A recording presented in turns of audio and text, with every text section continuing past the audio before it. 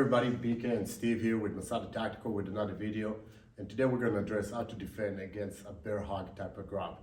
Now, just to frame it in context, bear hugs is when somebody puts their arm around your body and holds you tight. The idea is not that they hug you because they love you, they hug you because they want to pick you up and throw you down. So essentially, my main concern is making sure I don't get picked up. Once I get picked up, essentially I should just ride it off, control my descent, and then fight my way back up to my feet from the ground. But if I can avoid getting picked up, then I can avoid being taken to the ground, and therefore I am safer. So since a bear hug is essentially a takedown, what Steve is going to do is actually going to wrap his arms around my body, lunge forward and down, and use his hip, his pelvic, to pick me off the ground and throw me down. So if you don't mind, Steve.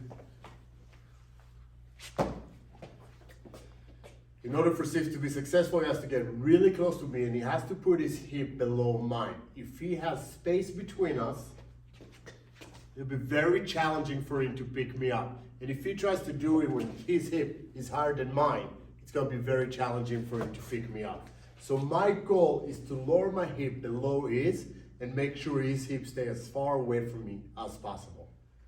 So in order to make sure that Steve does not pick me up, I'm going to lower my center of mass. We call that base. Okay, but lowering my center of mass, what I mean is I'm going to squat down while I'm splaying my feet apart and staggering them, so I end up in this position. Then I'm going to keep his hip away, we call that space, by palming at his hip. Fingers are towards the outside and my hands go on the pelvic. Two things may happen in that case. If I catch it early enough, that may be enough to push my opponent away and actually disengage and reassess. If it didn't work, then I have to fight my way out. We will demonstrate both. In this case, that was enough. Steve moved back. But if I'm a little bit behind on my timing, Steve came to me and I did not capture it in time. Now I have to react quickly from this position, which obviously puts me a little bit behind the eight ball. I'm still gonna base, I'm still gonna space, but now his arms are still locked around me, and I may buy myself some time, but eventually Steve, being bigger and stronger, will be able to pick me up. So I'm gonna have to fight my way up. This is where striking and violence come into play. More likely, if somebody's going to put you in a bear hug type of attack, they're going to be ambushing you, mainly coming from behind, not necessarily from the front.